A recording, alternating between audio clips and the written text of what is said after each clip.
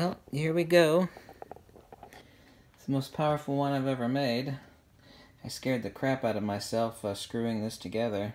I gave myself a redundant bolt in case the threads strip. These are 2x2 by 1 inch neodymium iron borons screwed together against their will, so to say.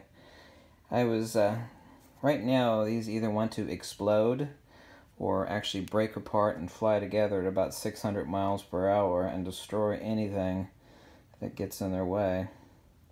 They have actually a unique, I'll show you later underneath the ferrocell, a unique field geometry outside, since everything operates off the right-hand rule.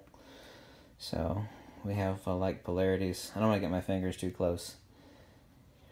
You know, the interesting thing is we actually have a static force here, and of all the equations found within science and physics, they actually cannot explain a static force like this, and it is an enormous force. I actually had to use 2 pair of pliers as leverage, one clamping onto the other one, to screw these this close together. These are insanely powerful. Well, the most amazing thing, which I should have mentioned this a few seconds ago, right now they're sticking to the table. And of course, you can't see it, you actually have to feel it. I don't like to get my fingers too close to the magnets. Is when you actually step back and actually drop it, not literally drop it, but pretend to drop it, you get a resistance like you're pressing against memory foam. It's actually very fascinating.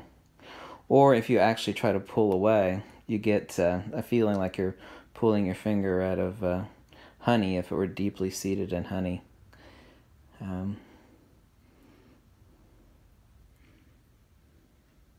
I wish you could actually sense that in the video, which of course you can't. Be careful, because these magnets are actually made out of ceramic.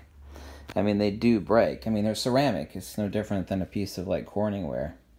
And that is the reason why I have a huge washer, a smaller washer than a small washer, because if I actually just used a small washer on either side, then it would be unsupported mostly on one side, and it would actually explode. There's no way I could have gotten these that close together without the huge washer and the intermediate washer on either side, because they do want to go off like a gun. And the reason why I have a second wing nut here is that this one could easily strip, and then this magnet would actually go shooting off the rod like a gun.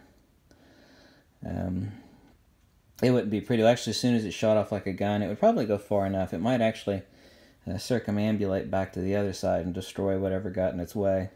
So the view from this underneath the ferrocell, I don't like touching it. Don't touch the magnets that want to explode. The view from underneath the ferrocell is quite amazing. I wish you could feel it. Anyway, I wanted to make a large one of these, and this is as large as it gets without being really, really, really dangerous. Thank you so much for watching. Here you are looking at static force, something no branch of science has ever explained. Not static potential, not static energy, but static force. Something that no branch of science, go look it up if you don't believe me, no branch of science has ever explained a static force. Absolutely not. Repeat after me, static force. Science has never explained it, and they never will, using atomistic nonsense. Thank you for watching. Goodbye. If you like these videos, you can always drop a small donation in the link below. Yada, yada, yada. Or you tell me to jump off a cliff. Whatever makes you happy. Thank you.